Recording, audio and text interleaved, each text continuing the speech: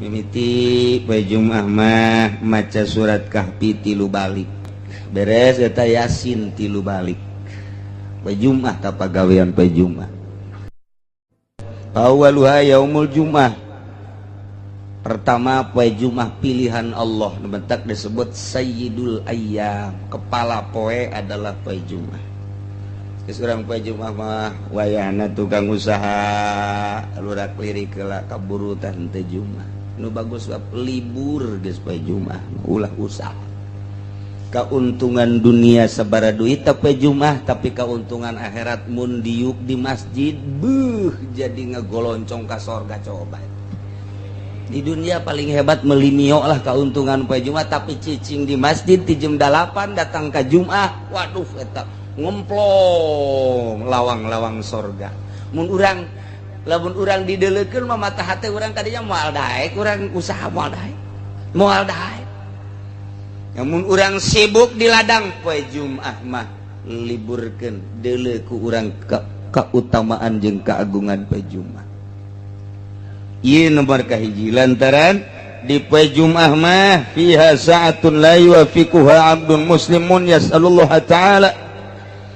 Di jero poe Jumat aya hiji jam anu teu pati-pati ngakuran seseorang kana jam eta. Mun menta dina jam eta sayan naon bae min amri dunya wal akhirah, baik urusan dunia maupun urusan akhirat, illa a'tahu iyau, kecuali Allah mere. Untuk poe Jumat mah persiapkeun mimiti poe Jumat mah maca surat Kahfi 3 balik. Pada subuh teh surat Kahfi, alhamdulillah bismillahirrahmanirrahim alhamdulillahilladzi anzala ala 'abdihil kitab wa lam yaj'al lahu 'iwaja qayyimal. Terus eta nangis 3 balik beres eta Yasin 3 balik poe Jumat tah pagawean poe Jumat. Beres eta maca tabarok sabalik, terus waqiah sabalik, ar-rahman sabalik, kabelah dituna engke maca ti'amma yatasaalun datang ka kul a'udzu birabbin nas. Ulah disangka pagawean poe Jumat teh endang ngarokok bloon amat sih. Kudu geus kolot batak pagawean poe Jumat. Ese kepentingan nu kira-kira bangsa teu pati penting mah disieukkeun bae. Assalamualaikum, waalaikumsalam sia. Iya Bang, yo anu kela ke ku batas Jumat bae. Emang kunaon abah keur sibuk ya kuari. Naon? Ieu acara TV bagus jasa. Oh. Insyaallah acara tata tadi. Terus orang berangkat ke masjid, siapkeun salat tahiyatul masjid. Sholli sunat tahiyatul masjid rakaatain Allahu akbar. Beres duha 8 rakaat, mantas duha salat tasbih 4 rakaat.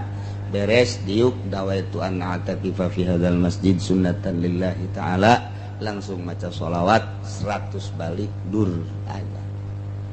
Eta mantep jasa takos kitu teh. Nikmat ngadengekeun mah ngalaksanakeun boro-boro.